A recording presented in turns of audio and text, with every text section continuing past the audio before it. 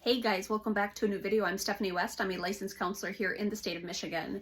We've talked, intermittently about just how paramount it is to use precise language in our stories. So one of the examples I'm pretty certain I've used, whether it was here or whether it was on the podcast, that's Healing Through Pain, love to see you there, is this idea that precise language is going to help orient our emotions correctly. Imprecise language will help disorient our emotions or add into the degrees of intensity where we experience things.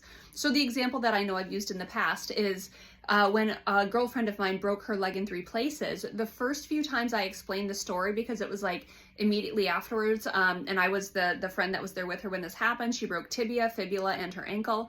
And I would say to people, I would say, oh my word, I was with my friend and her leg was mangled. And I would become the emotion, the intensity of mangled. And after a few times of that, like that word blunt force hitting my emotions, where I would like recoil and become just a part of the grotesqueness of that experience, I was like, Steph, she broke her leg. And she broke her leg in 3 places. And when I explain it as though she broke her leg in 3 places, which is accurate, then it's not going to hit my emotions as volatilely as if I go around saying like, she mangled her leg was mangled. Precise language matters so much. And so what I want to invite you into, it's not just the idea of precise language, but it's the idea of using precision of language to describe ourselves. So one of the things I walked through with a client this week is they're going on an international trip to meet some family, and they talk about how terrified they are, that's the word they're using, because they're so, and here's the label, socially awkward. And so I'm like, oh my word, that does sound like a horrific experience. That must be terrifying. You're socially awkward. Except you're voluntarily going halfway around the world to put yourself into a social dynamic.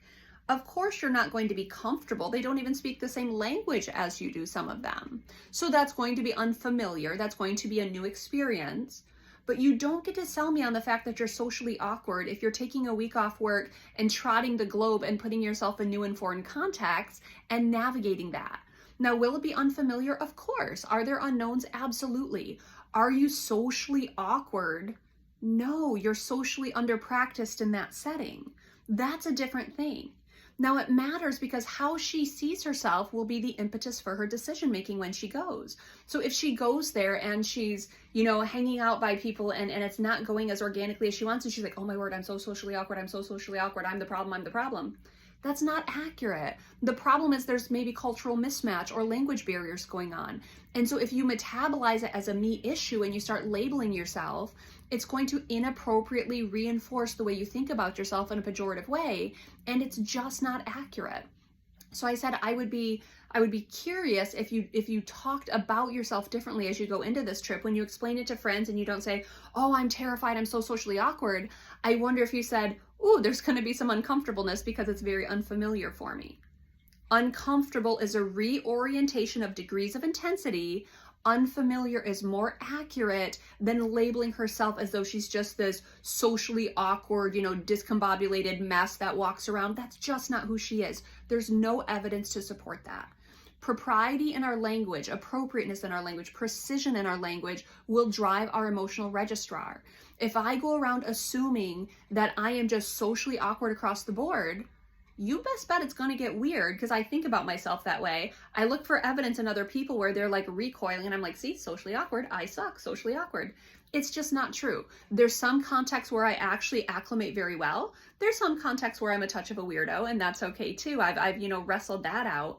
But to label myself appropriately and for others to label themselves appropriately, we have to use the proper language, which is, this is unfamiliar, I'm going to be uncomfortable. Some people are actually socially awkward, but that is an outlier. That is not the norm. I think we overuse that term. I think we often like to, get so cozy with labels and try to make meaning out of our story by using, trite and redundant little tropes about our lives. I just don't find that to be the most accurate way of describing ourselves. So I want to invite you into, revising our language. Remember, I started by saying mangled. Then I said, Steph, nope, that was uncomfortable. She broke her leg in 3 places. My client is terrified. She's like, no, I'm going to be uncomfortable. That's what precise language use looks like. I want to invite you into that. Is there a story you're telling right now that is disproportionate to what's going on? Work on doing some editing.